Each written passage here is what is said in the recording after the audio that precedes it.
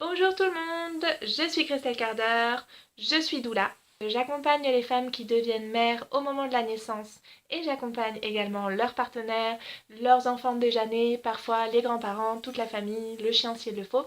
Je vous propose sur cette chaîne des vidéos autour de la naissance respectée, autour du maternage, du parentage.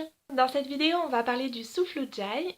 Alors, les bénéfices du souffle Ujjayi, je vais les énumérer rapidement parce que j'en ai déjà beaucoup parlé sur mon compte Instagram dans les stories. Vous savez que chaque soir, je présente des petites notions que j'approfondis autour de la thématique de la semaine. Donc cette semaine, c'était le souffle Ujjayi et on a déjà abordé pas mal de choses. Mais je vais y revenir juste dans cette vidéo de manière rapide pour celles qui n'auraient pas tout suivi.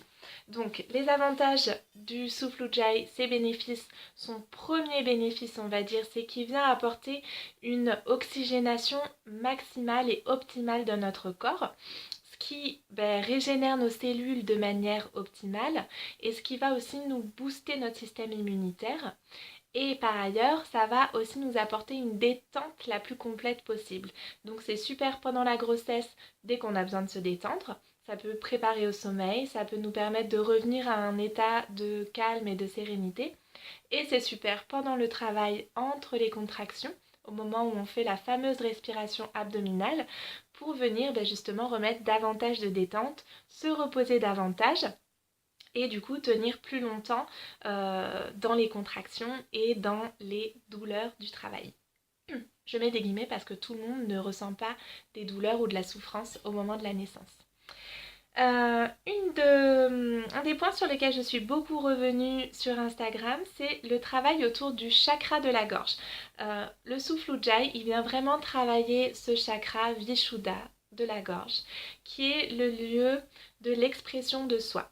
Donc, pendant la grossesse, je trouve ça super parce que ça va venir permettre de mieux exprimer nos besoins, de mieux exprimer ce qui change pour nous avec la grossesse, et puis aussi de mieux affirmer au sens plus large nos nouveaux besoins, notre nouvelle identité de mère et tout ce qui se transforme, voilà, venir affirmer ce qui se passe pour nous pendant la grossesse et éventuellement également pendant l'accouchement, même si c'est pas tellement au moment vraiment de l'accouchement qu'on va venir faire des réclamations sur ceci, cela, il vaut mieux le travailler en amont avec un projet de naissance, mais ça, on aura plein d'autres occasions d'en reparler. Le troisième élément qui me semblait important d'aborder à nouveau dans cette vidéo avec vous, c'est tout le travail autour du son que va nous permettre ce souffle Ujjayi. Le souffle Ujjayi, ça veut dire en sanskrit victorieux, et on va venir placer un souffle qui ressemble au ronflement du dormeur. On va avoir cette même détente du dormeur profond, et par la même occasion, ce son-là va nous accompagner dans la détente et c'est aussi ce qu'on retrouve au moment de la naissance où on va s'accompagner de sons, de vocalises, de sons gutturaux qui vont venir chercher loin dans nos ressources intérieures.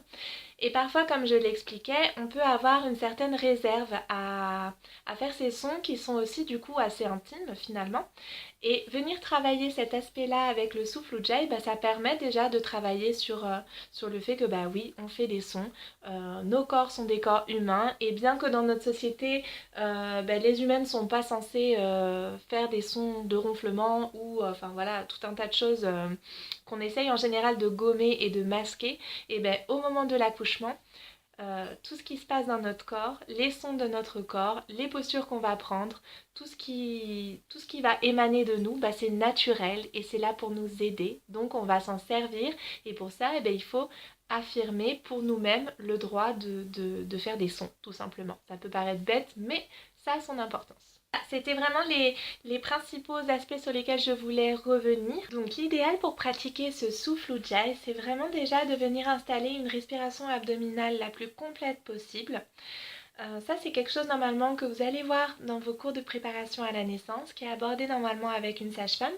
Moi je le propose aussi dans les méditations du petit cycle de méditation enceinte, confiante et sereine, sur lequel il y a une promotion en ce moment, je vous mettrai le lien juste en dessous. Là, le petit outil que je vais vous proposer là, on va juste voir le souffle Ujjayi.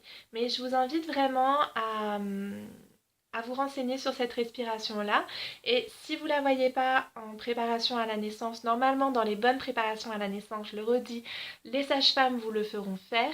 Mais si ce n'est pas le cas, faites-le par vous-même, renseignez-vous par vous-même ou abonnez-vous aux méditations ou trouvez d'autres méditations ou d'autres préparations en ligne ou auprès d'autres professionnels parce que c'est vraiment important. Donc cette respiration abdominale, juste pour faire une petite présentation, c'est une respiration qui part d'abord du ventre, qui remonte ensuite aux côtes et qui redescend par le ventre. C'est vraiment, à l'inspire, on gonfle le ventre et à l'expire, on redégonfle d'abord le ventre et ensuite les épaules. Et les côtes. Évidemment, dans les méditations, c'est plus complet, mais voilà, c'est la base pour comprendre tout simplement ce que c'est la respiration abdominale. C'est pas compliqué en soi, mais c'est chouette de le travailler pour être vraiment prête le jour de la naissance. Ce qui est intéressant de faire aussi avec Ujjayi, c'est de venir mobiliser son périnée. C'est-à-dire que vous pouvez venir en même temps que vous expirez et que vous soufflez l'air en faisant vibrer vos cordes vocales. Vous pouvez venir serrer le périnée, le contracter comme pour retenir une envie de faire pipi. Et ça va encore amplifier les bénéfices du souffle Ujjayi et c'est aussi une manière de travailler son périnée pour le préparer à la naissance. Donc vous pouvez serrer le périnée sur l'expire et ouvrir le périnée ou le détendre sur l'inspire. Et inversement, vous pouvez tester les deux. Souvent, il y a un sens qui est plus facile que l'autre. Vous pourrez me faire vos retours dans les commentaires. Donc, je vais vous faire une petite démonstration. La lumière est pas terrible. En fait, il est tard et le jour est en train de tomber presque. Bon, peu importe. L'important, c'est que vous m'entendiez plus que vous ne me voyez. Donc, je vais vous faire une petite démonstration. C'est très très simple en fait. Ujjayi, c'est vraiment pas compliqué. On va commencer. On commence tout de suite. On commence maintenant. Là, tel quel. Paf, on commence. Donc, on va commencer par déjà bien s'installer. Une posture, une bonne posture. Pour la respiration, c'est important.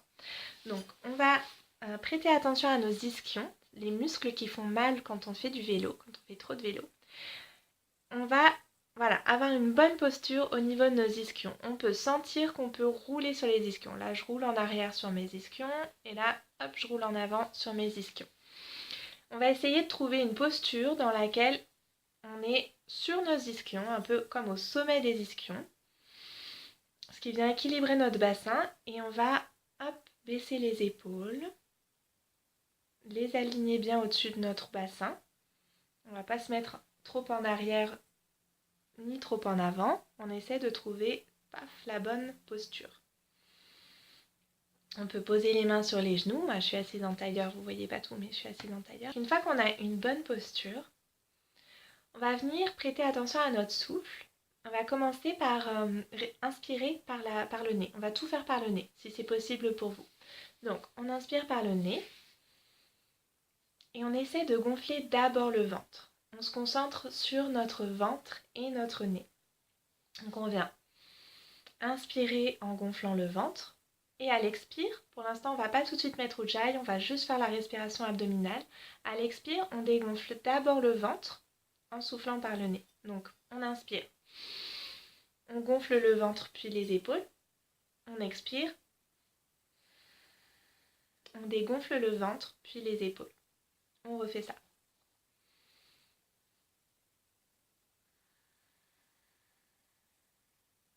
Ok, on le refait encore.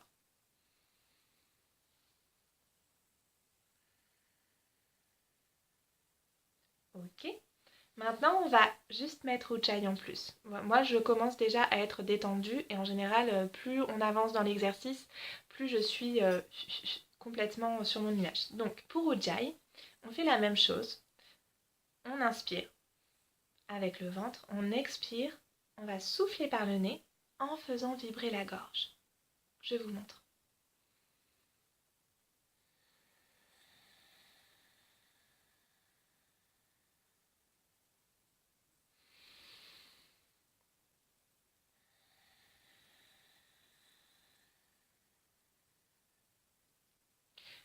C'est pas plus compliqué que ça.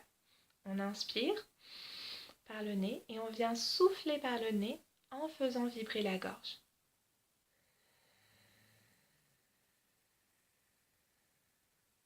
C'est comme si on avait un petit lit de souffle, comme les lits des rivières, un petit lit de souffle qui venait là, en même temps qu'on souffle par le nez.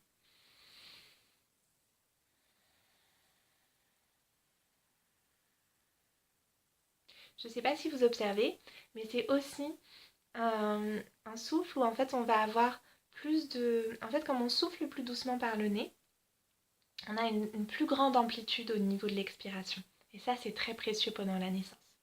On refait encore ensemble une fois et après, je vous laisse tranquille avec vous.